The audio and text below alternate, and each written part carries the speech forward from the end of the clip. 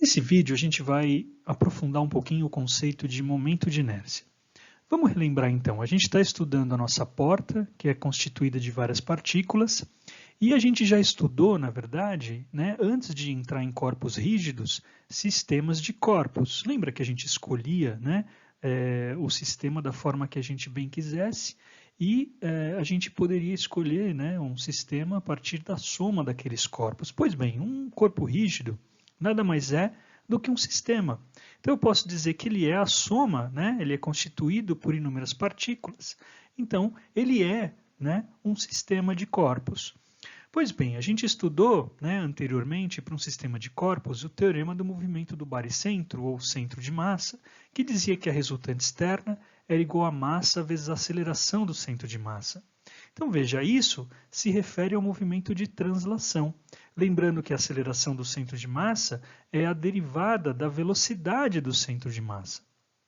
Tudo isso continua valendo para um corpo rígido, porque ele pode ser considerado um sistema de corpos, ou um sistema de partículas.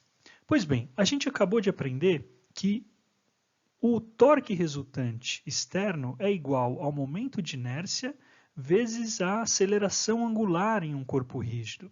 Lembrando que isso se refere ao movimento de rotação e que esse alfa aqui é a taxa de variação da velocidade angular. Então percebam agora que a gente precisa de duas equações para descrever o movimento de um corpo rígido. Uma referente à translação e a outra referente à rotação. No movimento de rotação, a gente precisa aprofundar o conceito de momento de inércia. Assim como a gente tem a massa no movimento de translação, no movimento de rotação, a gente vai falar do momento de inércia. Uma coisa que tem que ficar clara é que o momento de inércia de um corpo depende da escolha de um eixo de rotação. Olha só que interessante, eu tenho aqui a mesma barra. Se ela gira em torno do seu eixo longitudinal, como nesse caso aqui, eu vou chamar esse eixo de eixo A. Essa barra ela tem massa m e vai ter um momento de inércia calculado em relação a esse eixo que eu vou chamar de IA. É o momento de inércia em relação ao eixo A. Se eu giro essa barra e faço com que ela gire em torno desse eixo B, que não é mais o eixo longitudinal, é um eixo central, ela vai ter a mesma massa e um momento de inércia diferente. Então, olha só, a mesma barra, dependendo do eixo de giro, tem momento de inércia diferente. E isso a gente vai sempre precisar compreender antes de equacionar um problema de rotação. Vamos calcular então o momento de inércia, por exemplo, de uma barra delgada, que gira em torno de um eixo que passa pelo ponto A. Então, perceba que essa barra tem comprimento total L e massa m. Em uma vista superior, a gente poderia desenhar essa barra da seguinte forma. Perceba que eu estou considerando ali uma partícula dessa barra, assim como a gente fez no vídeo anterior com a partícula P. Aqui a gente não vai chamar mais essa partícula de partícula P. A gente vai dizer o seguinte, olha, vamos subdividir essa barra em N pedacinhos. Em N partículas. Cada um desses pedacinhos vai ter uma massa ΔM e vai ter um comprimento ΔR. Perceba que eu coloquei ali também o versor radial do sistema de coordenadas polar. Eu poderia ter colocado um versor qualquer ali, tá? Mas como ele coincide com o eixo longitudinal e essa barra pode girar, a gente está acostumado a usar o sistema de coordenadas polares e essa é a direção radial, ou seja, que passa pelo centro de giro. Pois bem, percebam que o vetor posição dessa partícula aqui seria o vetor que sai da origem do sistema, sai do ponto A e vai até a nossa partícula, como a gente está acostumado.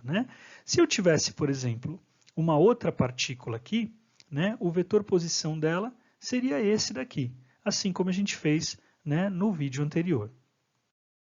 Podendo representar, então, qualquer partícula, a gente vai representar essa partícula com seu vetor posição RI.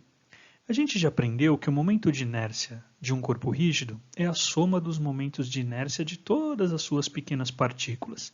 Então, no caso dessa barra, também a gente está subdividindo essa barra em N partículas e a gente vai dizer que o momento de inércia dessa barra em relação ao ponto A, ou ao eixo, de rotação que passa pelo ponto A é a somatória dos momentos de inércia de todas as partículas, portanto, mi, que é a massa de cada partícula, ri ao quadrado.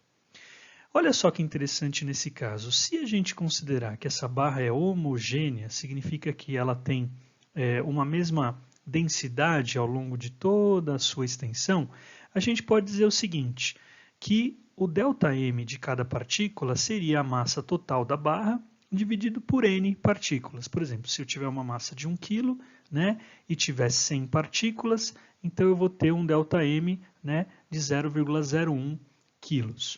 Pois bem, a mesma coisa vale para a dimensão ΔR. Eu teria, na verdade, n partículas iguais, então o comprimento de cada uma dessas partículas seria L, comprimento total da barra, dividido por n, que é o número total de partículas. Olha só, a gente vai pegar essa equação aqui de baixo e a gente vai isolar o n. Então, o n vai ser igual a L sobre ΔR.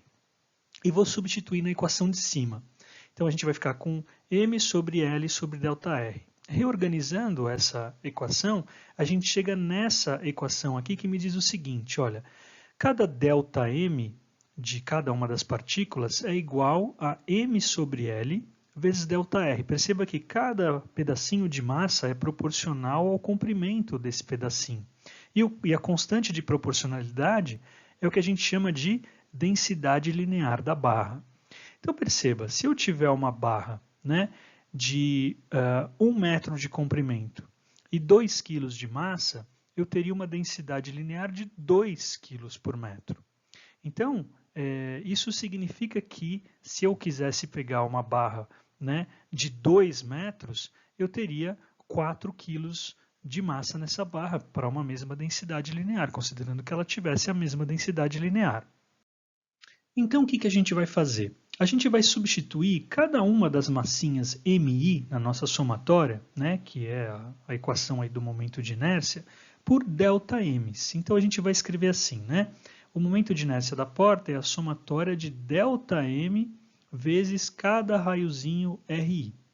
E a gente lembra, né, que ΔM, a gente acabou de deduzir, que ele seria a densidade linear da porta, m sobre L, vezes ΔR. Então, eu vou substituir de novo o ΔM na nossa equação e essa somatória vai ficar, né, a somatória de m sobre L vezes ΔR vezes RI ao quadrado. Perceba, pessoal, você já deve ter imaginado que essa somatória, se eu tiver infinitos números de partículas, isso vai resultar para a gente numa integral. Então, veja, se o n tende a infinito, eu posso dizer o seguinte, que no limite, quando esse n tende a infinito, essa somatória aqui, que é a somatória, né, de m sobre L, que é uma constante, m é uma constante, L é uma constante, o RI ao quadrado vezes ΔR.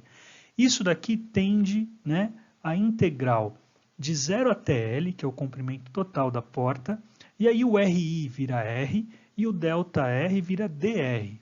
Então, vocês devem estar já querendo se perguntar aí se, na verdade, a definição, né, de momento de inércia, ao invés de somatória, é, na verdade, a integral, né, dessa expressão. E a resposta é sim.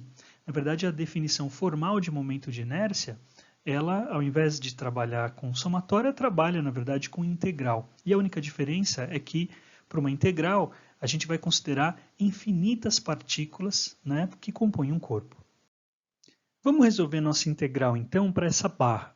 Perceba que ela tem comprimento L e massa m, e a gente chegou à conclusão de que o momento de inércia dela, se a gente subdividi-la, né, em infinitas partículas, vai ser igual à integral de 0 até L, que é o comprimento total, de m sobre L, r ao quadrado dr.